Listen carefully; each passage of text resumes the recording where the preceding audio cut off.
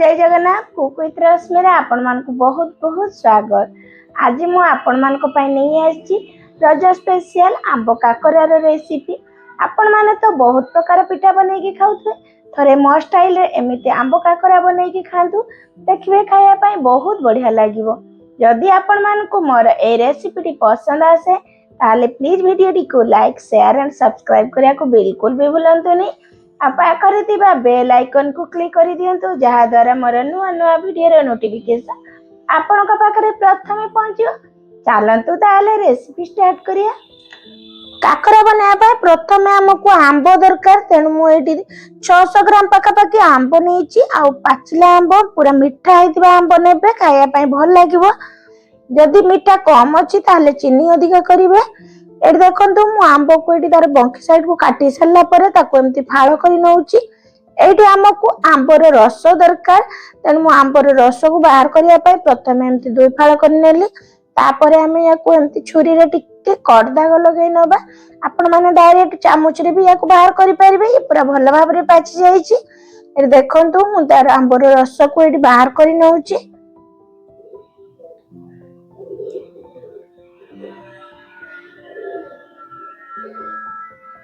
AD मु सब आंब को एमती सेम प्रोसेस रे बाहर करि नउछि। दुईटा आंब को आ तार टांकुआ पार्ट रु भी मु बाहर करि नेछि। आपन को जेति पसंद सेही अनुसार ए आंबर रस को बाहर करि नबे। देखंतु मु सब आंबर रस को एडी बाहर करि नेछि। आ गुटे बाउल रे नेछि। मु सब जिंस ए बाउल रे मापी कि नेबे, तेनु गुटे बाउल पूरा हेछि।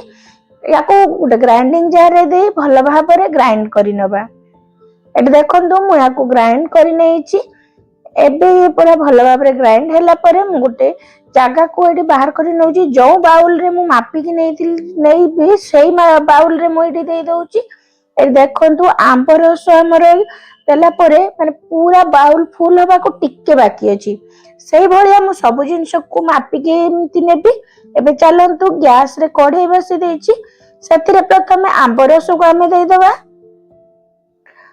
तापरे सेम बाउल रे गोटे बाउल एटी पानी दबा। देखो आंब रस जेतिक टिके खांडिया माने कम करिकि थिला सेही भलिया कम करिकि मोटी पानी गोटे बाउल नेछि। तापरे हमें याको भल भाबे टिके पानी सहित मिक्स करि नबा। आ एटी याको टिके फुटिया पई छाडी दबा। एबे एतिरे हमें मिठा दबा स्वाद अनुसार, आपन को टेस्ट अनुसार देबे। आ काकरा आपण माने चाहिले पूरा दिया काकरा भी बनै परिबे। मु किंतु एटी एमती प्लेन काकरा बनौछि, तेनु मु एटी अधा गिना एटी चीनी देइछि। देखंतु तापरे एटी याको मु फुटिया पई छाडी देली। भल भाबरे गोटे मिनिट फुटिला परे याको हमें टिके एमती गुळै नबा। आ चीनी भी भल भाबरे एटी मेल्ट हो जाईछि, मिसी जाईछि। एबे एतिरा स्वाद कोटी बढ़िया पई गोटे चामच एटी पान मधुरी देइछि। ता सहित गोटे चामच घी दबा।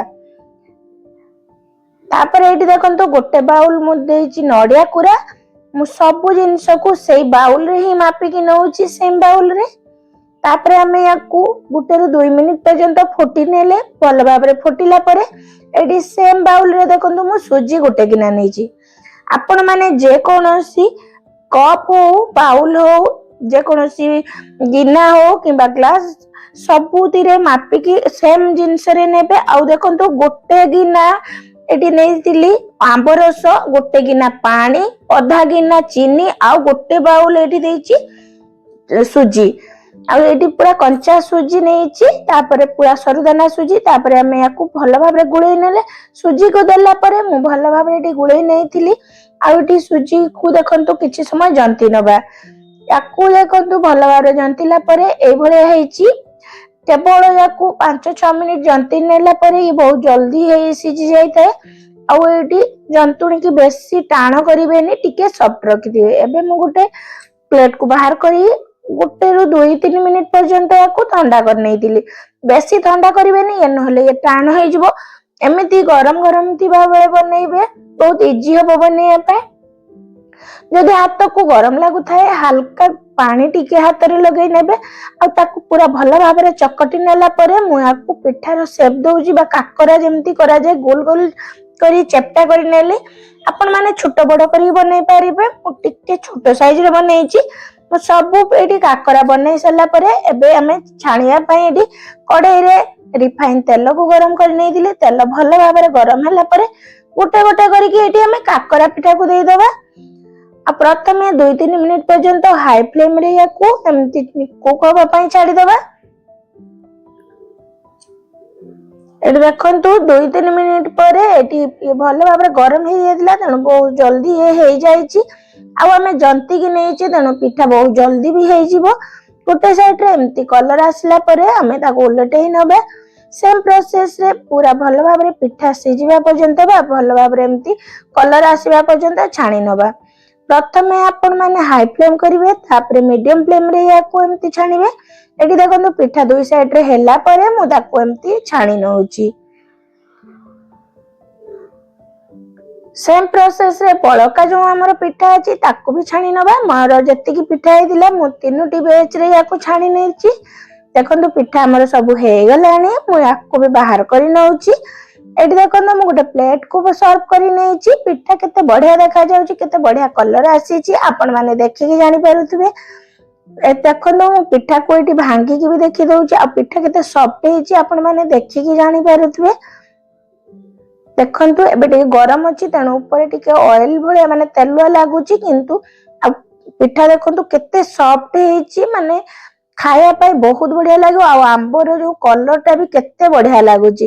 ଆମେ ପ୍ଲେନ କାକରା ଯୋଉ ବନାଏ ସେଥିରେ ଟିକେ ହ୍ୱାଇଟ କଲର ଆସିଥାଏ, ଆମ୍ବ ଦବା ଦ୍ଵାରା ୟାର କଲର ଟା ବି ପୁରା ୟେଲୋ ୟେଲୋ ଆସିଛି, ମାନେ ହଳଦିଆ କଲର ଆସିଛି। ଆଉ ଖାଇବା ପାଇଁ ତ ବହୁତ ବଢିଆ ଲାଗୁଥିଲା। ଆପଣ ମାନେ ଏଇ ରଜରେ ଏମିତି ଆମ୍ବ କାକରା ନିଶ୍ଚିତ ବନାନ୍ତୁ। ଆପଣ ମାନେ ତ ବହୁତ ପ୍ରକାର ବନଉଥିବେ ପିଠା ରଜରେ, ପୋଡ ପିଠା ତ ମୋଷ୍ଟଲି ବନାଯାଏ, କିନ୍ତୁ ଆପଣ ମାନେ ଏମିତି ଆମ୍ବ କାକରା ବନେଇକି ଦେଖନ୍ତୁ। ଖାଇବା ପାଇଁ ବହୁତ ସ୍ୱାଦିଷ୍ଟ ଲାଗିବ, ଆଉ ବନେଇବା ବହୁତ ସହଜ। ମାତ୍ର ଅଧଘଣ୍ଟା ଭିତରେ ପିଠା ବନେଇକି ରେଡି ହେଇଯିବ। ଏଇ ରଜରେ ଆପଣ ମାନେ ରଜକୁ ସ୍ପେଶାଲ ବନେଇବା ପାଇଁ ଏମିତି ଆମ୍ବ କାକରା ବନେଇକି ଦେଖନ୍ତୁ। ଆଉ ଭିଡିଓଟି ଆପଣ ମାନଙ୍କୁ କେମିତି ଲାଗିଲା ପ୍ଲିଜ କମେଣ୍ଟ ମାଧ୍ୟମରେ ନିହାତି ଜଣେଇବେ। ଆଶା କରୁଛି ଆଜିର ମୋର ଏଇ ରେସିପିଟି ଆପଣ ମାନଙ୍କୁ ବହୁତ ପସନ୍ଦ ଆସିଥିବ। ରହୁଛି, ନମସ୍କାର।